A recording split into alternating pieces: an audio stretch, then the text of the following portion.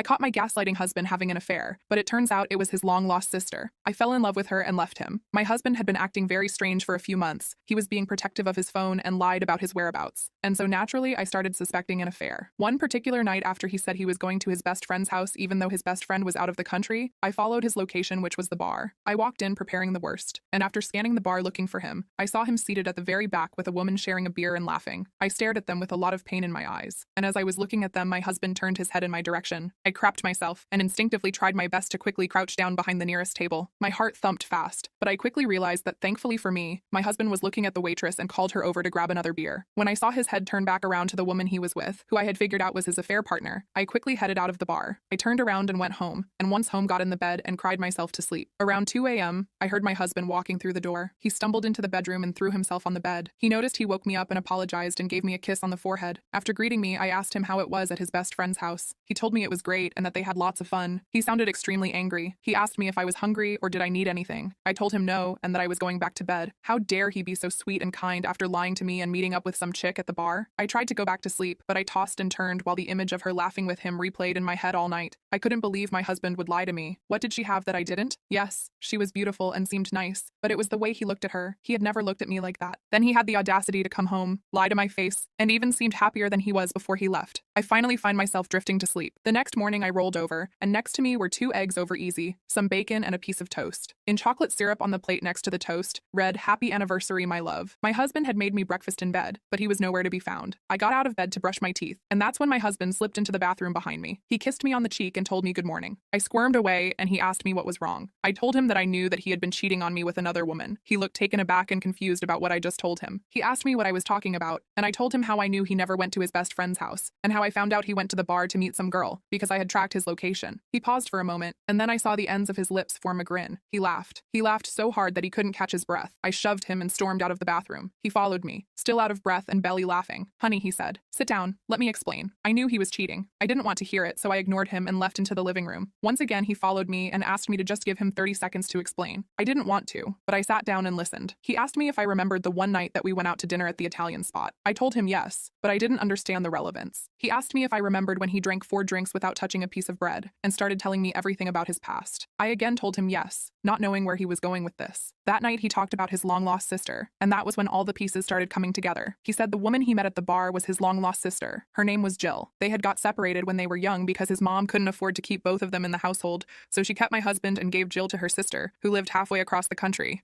They fell out of contact because her mom couldn't afford the phone bill, and when the aunt who took care of Jill passed away, they didn't attend her funeral. Jill had grown up by this time and couldn't find my husband or their mom for years after. He told me that she finally found him by going through state records of their family. From there, she found his Facebook page. He said they messaged for a while and decided to meet at that bar yesterday night. This made sense, but I still didn't fully believe him, because if that was his sister, why would he lie about going to John's house? I asked him why he lied, and he told me that if he and her didn't get along, he didn't want to introduce me to her or even bring her up. I told him he could have still told me instead of lying to me and making me find out on my own that he was at the bar with another woman. I told him it was the principal. He apologized and told me he wouldn't do it again, no matter how little the lie was. I didn't believe him, so I told him to show me the messages between them, and he showed some messages back and forth with the mystery woman claiming to be his sister and wanting to meet up. After reading their conversation, I asked him how did he know that was his sister and not just some woman. He told me that he saw her last name on her driver's license when they were at the bar. Everything checked out, but I still wanted to be sure, so I told him to let me meet her if she was his long-lost sister. He agreed and texted her to meet up later that night. Any time earlier wouldn't be a great time because we already had anniversary dinner plans at one of our favorite restaurants. It was getting close to noon at this point, and we had a couple's massage booked at 1 p.m., so I told him we better hurry if we were going to make it. We headed to the spa place, and the car ride was quiet. The messages, the lies, and the bar scene kept replaying in my head. I hoped that that was only his sister. My husband, feeling the tension in the car, asked how everything was going at work. Breaking the recurring thoughts in my head and rejoining the present moment, I told him everything was fine. He told me that was good, and he was happy that I was doing well. We arrived at the spa, and he went around the car to open my door. We headed inside and enjoyed our spa day together. After our massage was finished, my husband and I both felt a bit more relaxed. My husband more than me. We left the spa and headed back home to get ready for dinner that night. My husband was more talkative on the car ride home. I tried not to be dry and engaged more in the conversation and even threw in a head nod every now and again. We got home, and my husband went to the living room and plopped down on the couch. I told him I was going to go get ready and went to the bedroom closet. I looked at the tight, classy black dress, and then at the long red wine-colored dress in my closet. Before I knew it, it was 6 o'clock, and I headed back into the bedroom. My husband looked spiffy. I grabbed my purse and we head to the restaurant where he first told me about his long-lost sister. My heart fell to my stomach again, and I was reminded how he lied to me to meet with her. I tried to brush away the feeling and head into the restaurant. We ate, and I forced a few laughs, and towards the end of dinner, my husband's phone buzzed. It must be her. He flips it over and reads the message. Jill is asking where we are. He told her we were at dinner and he would head over to the bar right after. I asked him did she knew I was coming, and he told me she didn't. This enraged me because why would he not tell this mystery woman that I would be going with him? I tell him to go ahead and get the check and let's go. I was ticked off and felt like our anniversary day was completely ruined because of this woman that had a hold on my husband. I walked to the car and wait for my husband to join me. We headed to the bar, and the closer I got, the more anxious I felt. We finally get there, and he finds Jill sitting at the bar talking to the bartender. She had already bought 2 shots. When I walked up behind him, she looked surprised, and that was when my husband finally introduced me to Jill. She said it was nice to meet me and smiled. Her smile was beautiful and paired perfectly with her brown hair and green eyes. I returned the smile, and we all enjoyed drinks at the bar together. I almost couldn't believe that I thought my husband would be leaving me for her. I felt bad about the names that I had called her in my head and for being so rough on my husband, especially on our anniversary. My husband didn't seem bothered throughout it all, though. We laughed and talked about everything. Jill told me she was a nurse and was planning on moving to our town soon. She asked if it would be okay if she stayed with us for a while because she wanted to finally live close to family. But after what I put my husband through, and considering they had been separated for years, I agreed. My husband seemed so happy. He said that the 2 most important women in his life lived in harmony. We ended the night with hugs, and Jill gave me and my husband her personal number. Then we drove home. That night, I couldn't help but think about the way she looked at me and her laugh. The next morning, my husband and I decided to hang out again with Jill and to arrange her move-in. Her stuff was states away, and she was living at a hotel at the moment. My husband proposed that it be easier to just hire a moving company to bring it here instead of driving there, and I agreed, so that's what we did. A couple weeks later, Jill had settled in our home while she was looking for jobs. During this time, me and Jill were bound by the hip. We would go shopping together, try out new restaurants, and get our nails done. We had become close in such a short amount of time. She was easily becoming my best friend. After a month of living with us, my husband asked Jill one night at dinner how she liked her stay and if there was anything she needed. She looked over at me and told him that she had everything she needed right here. She smiled. He said great, and to let him know if she needed anything else. As the months went by, I was spending less time with my husband and more time with Jill. I loved the sound of her laugh, and being around her made me so happy. I was cleaning the house more, cooking more, and overall had a better attitude. One night, as I was lying in bed with my husband, I sat in the dark room thinking about Jill. I thought about how she made me feel and how she was as a person. I then began to entertain the thought of possibly living our lives together. It was just a vision at first, until every night before bed, I would imagine these scenarios. After a while, I had to speak to her about it. I had to know if she felt the same way. After a long day of shopping together again, we went to a nearby restaurant. As we sat down and waited for our order, I asked her if she liked me. She laughed and said of course she liked me. Then I asked her again if she liked me beyond just our friendship, and that's when she looked me in the eyes, brought my chin forward and kissed me. She asked if that answers your question. I didn't know what to do, but during the kiss, the imaginary scenarios all flashed back into my mind all over again. I had never told my husband that I was bi, and I felt kinda bad having feelings for his sister, so we both decided to keep it under wraps. A few months later, we were doing everything as a couple. When my husband would leave the house for work, me and Jill would get it on. In the bedroom, in the kitchen, even in the attic if you let us. Then we would cuddle and watch movies together. Our love had bloomed so beautifully over time. I was so happy having Jill there, and she seemed beyond happy to be with me. One day in the middle of having our intimate time, we chose the living room this time. We heard the front door open. We both turned around, confused and alarmed. It was my husband. What was he doing home so early? He looked at us and dropped his briefcase. He asked us what was going on, and we had no words to give him. He asked how we could do this to him and began to cry.